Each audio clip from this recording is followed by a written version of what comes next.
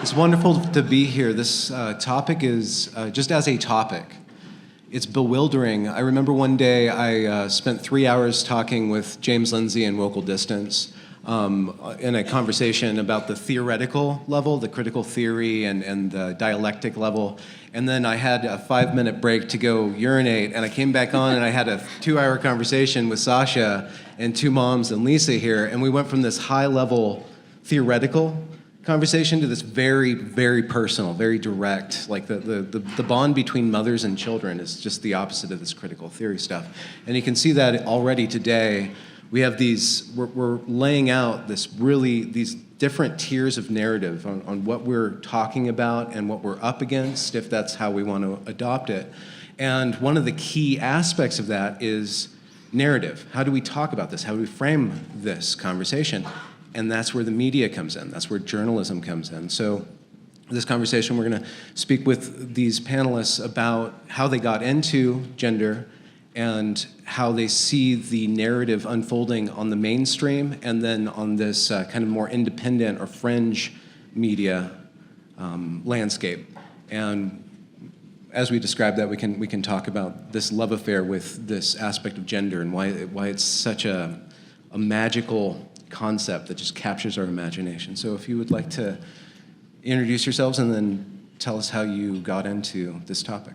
Okay, great. Hi, I'm Pamela Paresky. First of all, Stella and everybody at Genspect, thank you. This is an incredible group of people who are convened here, and it's great to be able to speak to, as Michael Schellenberger said, potential friends. I got into this area of inquiry because I was looking at illiberalism. When I was working on The Coddling of the American Mind with Greg Lukianoff and Jonathan Haidt, I had to become their subject matter expert on a number of things, including critical theory. And I've been concerned about illiberalism for quite a while, and I started to see that there were two completely different moral paradigms that were being sort of embodied.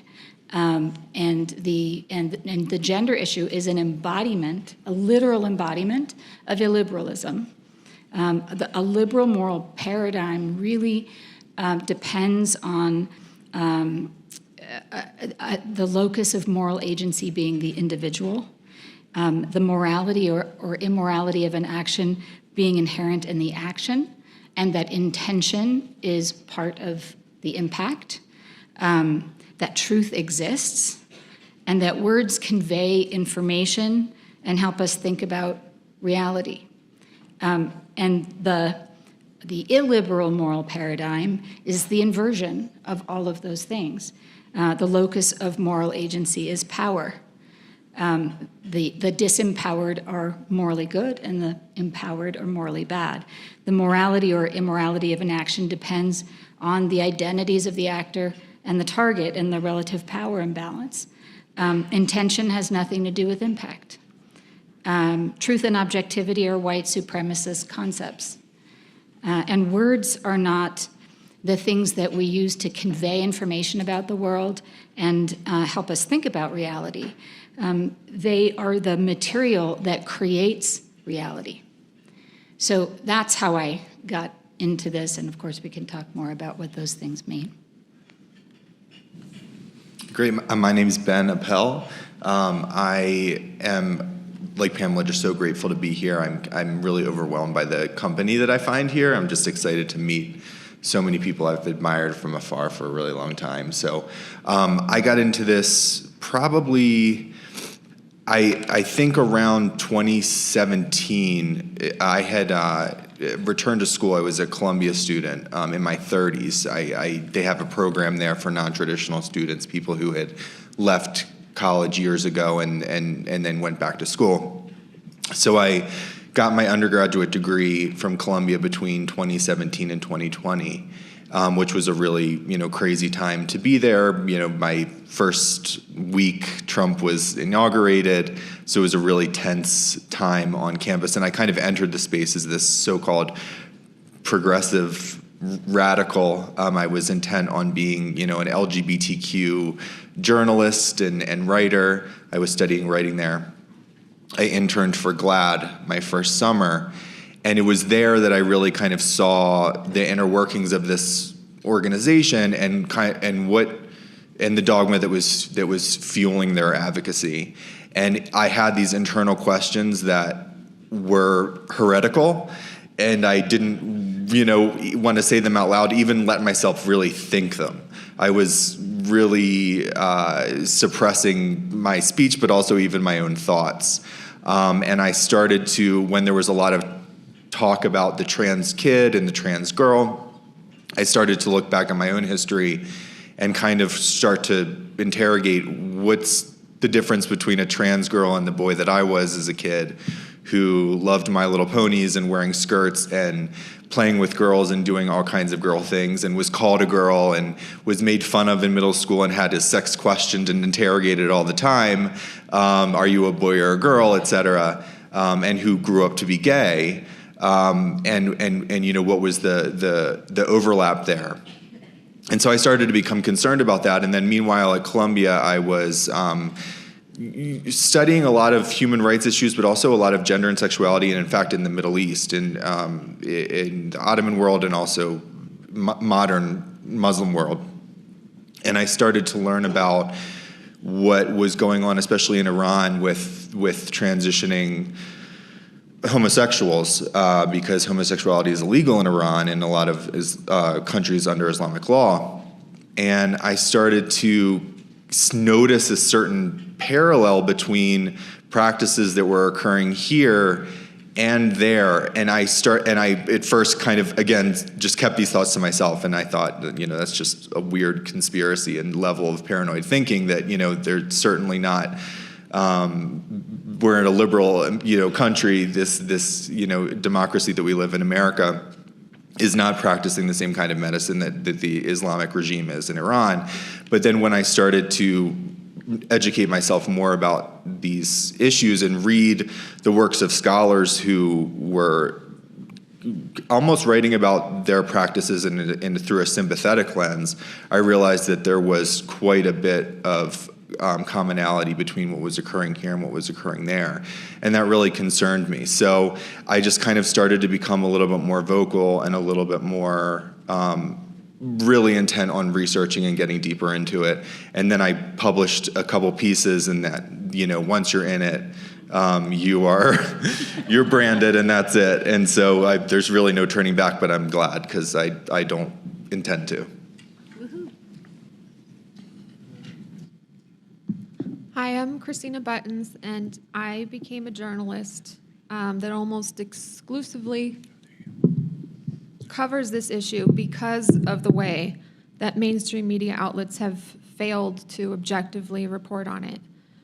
I was always a good Democrat because I voted accordingly and I didn't ask questions. When I started digging into this issue further and looking beyond the headlines, it threw my world upside down. It was a very disorienting experience because I trusted the mainstream media. I thought that they were always going to provide balanced, fair reporting. And now I feel like I've had to reevaluate everything I've ever learned through mainstream media. What else have they been misinforming me about? And it makes you feel like a conspiracy theorist because, the mainstream media, the Biden administration, academia, medical institutions, and civil rights orgs are all wrong about this issue. And it's a challenge to convince other people who haven't had this kind of like red pill moment that all of those institutions are wrong and you are right. But I became obsessed in my way that I do. And I've found that there is no good evidence to support the affirmative model and it's pseudoscience, and people need to know the truth, and that's why I became a journalist.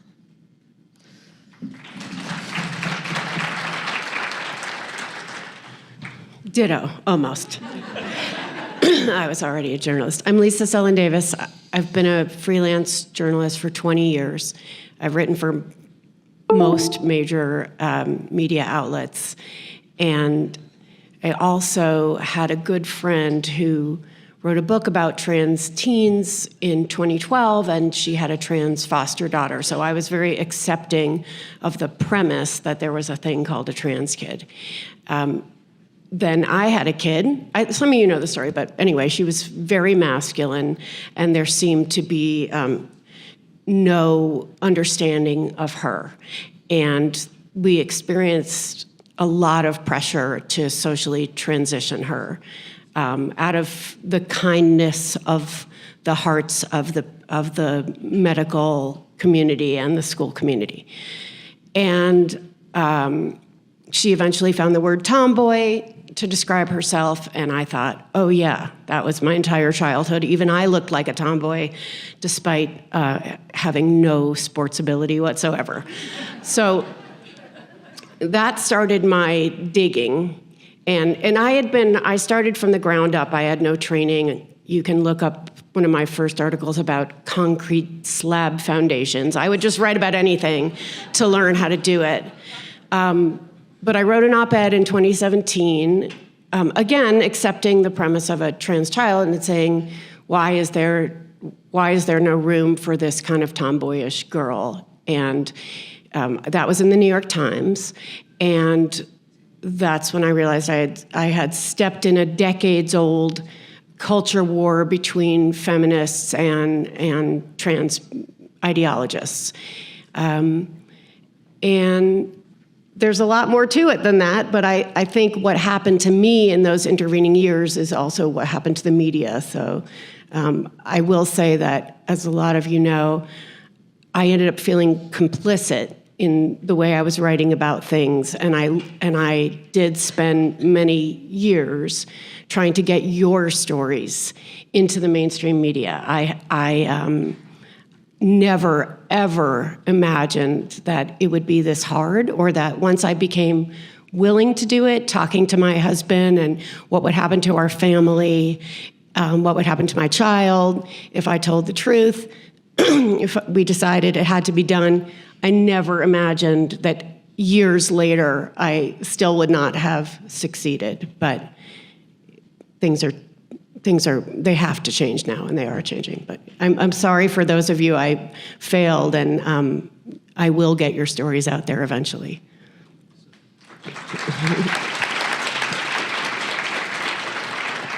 So, Lisa, could you kind of tell us a little bit, being on the inside of media, like why gender, and why did it kind of coalesce in the direction that it has? Yeah, there's always been, a fascination with gender, and there's I think it was Stephen Levine who said that there was, at the SEGM conference, that, clinicians were fascinated with the idea that people could change sex. And when Christine Jorgensen, landed from Denmark, is that where she went? Anyway, or he, there was a huge media blitz. So there's a fascination with this subject in all media, not just the left media. But the left media, or the liberal media, or mainstream media, or legacy media is unable to report honestly about it. And so the question is why? And the answer could take all day, but I recommend reading Batya Ungar-Sarsen's book, Bad News. It's about race, but you could just put gender in there and it would be the same thing. So there's been a demographic shift in who journalists are. That used to be a working class profession. It's an upper class profession. It pays very badly. So you have to either have family money or rent stabilized real estate. And there's less concern with class issues, and this issue has occurred more among, the upper classes. There's also, in addition to that demographic shift, Trump derangement syndrome is real. So in 2016, as the class of people participating in journalism were more and more liberal, more and more upper class, more and more in a bubble of their own, Trump was elected, and there were, for instance, at a certain, okay, I won't say what it was, but an important liberal media outlet, there were journalists who came in and said, we have to have an emergency meeting. We cannot do we cannot cover both sides like this anymore. The other side are bad actors. You know, Trump behaved in ways that violated certain norms. No one knew how to compare that to the way other people were acting. So I know there are probably people who love Trump in here, but that is part of what happened. And then George Floyd sort of sealed the deal on that of, it is no longer our duty to tell the truth. It is our duty to fix these societal wrongs. But all of that blinded people to being able to be nuanced or complex or see things from multiple sides. And everything that Pamela explained happened. And I will say, it got institutionalized right down to the style guides, because I had this problem, right? We have to write, if you're writing for a mainstream media outlet, you have to write sex assigned at birth.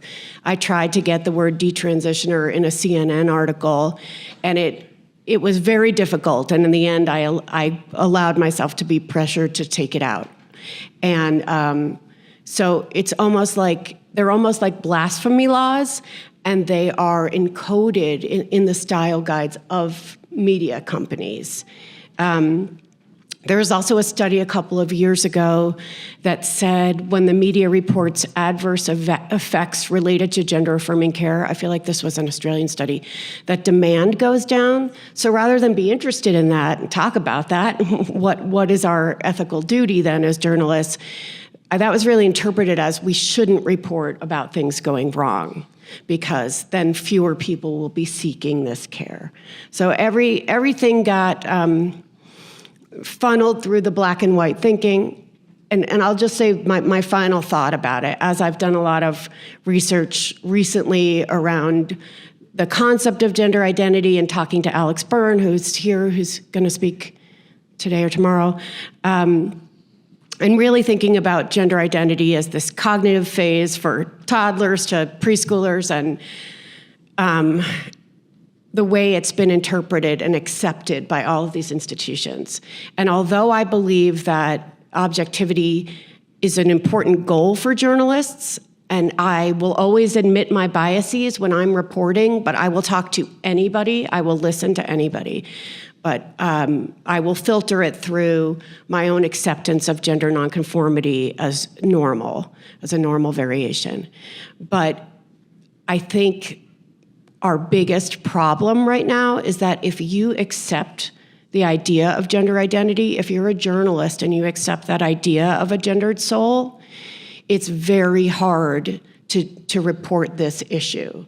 And what's happened in the last 10 years is we've moved the burden of proof. So if you look at New York Times articles from 2013 about Coy Mathis, a first grader suing the Denver school district to use the girls' bathroom, it'll say a little boy who identifies as a girl. Right? So the burden of proof was on the family to prove that this was real. And then, 10 years later, the burden of proof is on anyone who objects, but anyone objects is a bigot or right-wing, and those are conflated. That's what happened. That'll be a long chapter, but that's in my book, but that's a synopsis. If I can follow up on that. What I was saying about the different ways that a liberal moral paradigm and an illiberal moral paradigm thinks about words and what words do. How that happened, and especially with the help of the media, was how the media chose to use words. And when you were talking about the style guide, there's a shift from journalism as independent, as truth-seeking, as having standards of accuracy and objectivity, and transparency and contextualization. And all of those things have gone away in order to, in some people's minds, present the truth, meaning the moral truth. Instead of looking for accuracy, seeking truth, and trying to present facts so that people can make up their own minds, we're now seeing media present moral truths as if they are a replacement for facts. And with these words, the APA style guide says, not all people fall under one of two categories for sex or gender, and says gender is not synonymous with sex. So they're saying there's more than two sexes. is what the style guide is saying. So they're asserting something as if it's true in the use of their language. And I want to actually point out that gender, the reason I got into gender, as I said before, is because I was looking at illiberalism in general, and it shows up in all kinds of ways. One way that we're seeing it powerfully show up right now is with respect to Israel. If you can have students at the most elite, selective universities literally, genuinely defending the rape of children and the slaughter of families in their beds. And I mean, the same people who were crying about microaggressions are defending this. You can see the complete moral inversion. And that also happened with words, because these are not terrorists, they're resistance, freedom fighters, et cetera. And the AP style guide for them says to avoid referring to Hamas as a terrorist organization, even though it is an internationally designated terror organization. It says only use those terms when quoting people.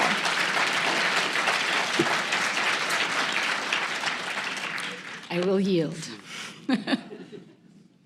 Ben and Christina, do you have any riffs on this? They're just, people aren't acting as journalists anymore. They're just acting as activists. And if they have a prescribed narrative, we all know what it is, you know. The rise in trans identification is due to societal acceptance. Gender-affirming care is evidence-based and life-saving. And if detransition is rare, minors aren't getting surgeries, you know, they'll kill themselves if they don't get it. We all know all of these prescribed narratives, and, you know, anybody who deviates from them gets labeled a bigot.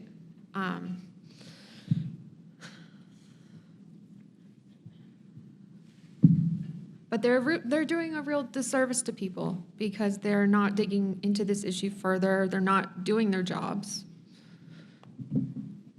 Yeah, exactly. And I do want to say too that, like, for me personally, it's really difficult to write about this and report on it. And I know that a lot of people have difficulty as well because we're dealing with like an incoherent ideology. You know, people have mentioned a lot, you know, the incoherency or the confusion is a feature, not a bug. And that is the reality of the situation. So when you're writing about these things and covering this topic, the rules are always changing, and they can change. You know, if you challenge something that someone said verbatim, you know, another folks over in this corner will say, oh, they didn't say that, or that's not what we actually think, and that's not what the majority thinks.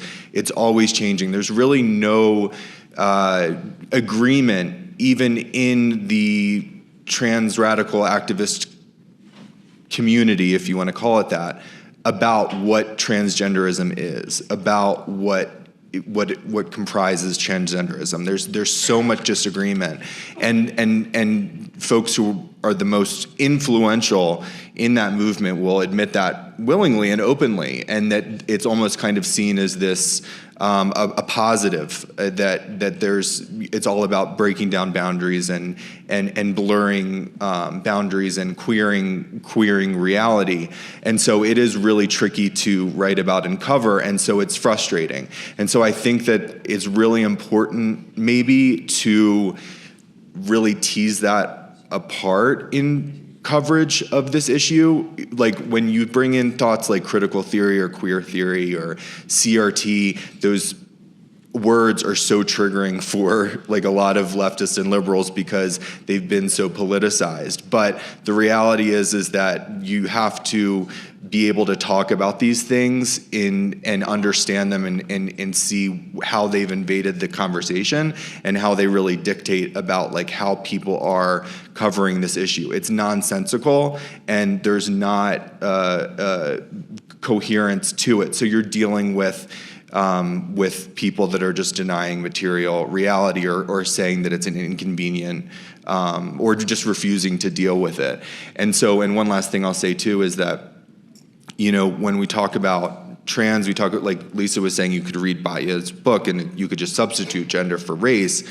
There is a really conscious effort to marry all of these issues together. You can't, if you are opposed at all to, let's say, the transition of minors, then you are also have racist inclinations. You also are classist. You're also not properly anti-capitalist. You're not properly.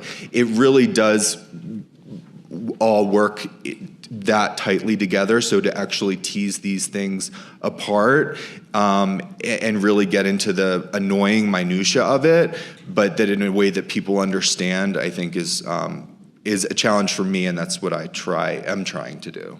If I can follow up on that, you're making me think about how the media sort of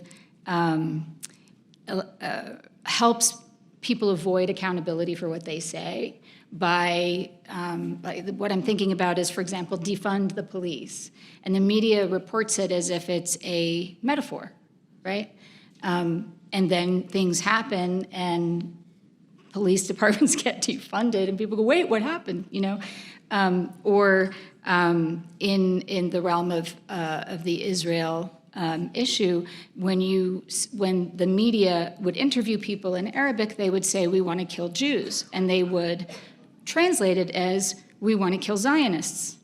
And, this is reported. I mean, you can read Mati Friedman has written about this, and I've seen it in videos myself where you can hear them saying Yahud, and they in the translation it says Zionists.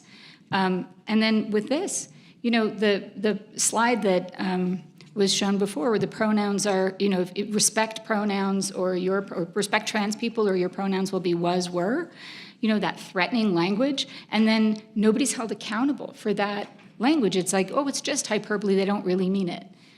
That's the sort of thing where the media gets involved in making things less clear instead of more clear. Can I just say one thing really quickly, too, before anybody else has something to say? I also really want to stress that so many times when I see reporting now, I just think to myself, and this has occurred to me so many times over the past number of months, if only people would talk about the typology of transgenderism, if only people would talk about homosexual transgender people and autogynephilia, if only if more people were aware and we were actually able to talk about these issues, because that is the main roadblock. Because otherwise, when you come and you say, I have concerns about this, it's like, oh, you don't support trans people. And it's like, well, what is a trans person? And when it becomes this about the spirit and the gendered soul and these things, that this amorphous idea about people being born this way, and it's, unearthing the true authentic self, in reality, it's like there's something called gender dysphoria, and some people experience it, and some people grow up to find that they can benefit from medical transition or not, et cetera. But it's so much more complicated. Actually, it's not really complicated. It's actually really straightforward. And there is a lot of research and knowledge. There's a big knowledge base about this that's obviously been suppressed, and these people have been demonized for doing this work. But I feel like for me, that's such a huge roadblock, is if only people at the times where anybody just started introducing these concepts about, like, hey, this is the motivation for people transitioning. There's a lot of gay folks to listen to the stories of people who I've interviewed here, of gay people who have detransitioned, who said that it was about homophobia. Like Shapes says, who I love, says, it's not gender dysphoria, it's social dysphoria. It is society not making room for people to be gender nonconforming and to expect them to change their bodies and change who they are to fit into society. And so that's a liberal issue, and that's something that the leftist media, by ignoring those stories, everybody's stories, those stories, for me, from a personal perspective, is egregious that's not discussed or talked about. And from a psychological perspective, I'm also a psychologist, which I didn't mention before, but from a psychological perspective, one of the inversions that we see is the replacement of reality and metaphor with reality. So we used to know that when somebody said, I'm born in the wrong body, it was a metaphor. And it was a description of how they felt. And we've made that into, somehow as a society, we've made that into a reality. And all those things that I was talking about before were things they were really saying, and the media's description of it is just a metaphor. To that end, I think having a generation that believes language is violence is hugely problematic. And also the way that legacy media frames this issue. So that your belief system is encoded in how you write about it. And one of the biggest problems is when the media writes healthcare for transgender children, right? It's the healthcare that helps someone transition and become transgender, I think as Lisa Marciano says, as a coping strategy. And they're not born transgender. This isn't the health care they need. This is the health care they seek to cope for whatever reason. And that also has to do with the aggregating, not just LGBTQIA2S plus, but conflating all of these different issues as if they're one thing. And I've been forcing myself to watch all of I Am Jazz. And if anyone else does that, I would like you to come form a support group with me. But you can see in by the second season that, to Ben's point, there are a lot of different kinds of trans people, trans children, all being cast as the same thing. And Jazz's ideology is completely different than these other kids who are quite suddenly trans, likely after, I doubt they watched her show because she doesn't make it look fun. They probably looked at her Instagram, where it's all like happiness, right? And said, "Oh, I'm gonna be this, and I'm gonna get the party, and I'm gonna be special, or I'm gonna alleviate my suffering," whatever the motivations are. And I do think, yes, the medical associations have done the same thing. Yes, the mental health field has done it.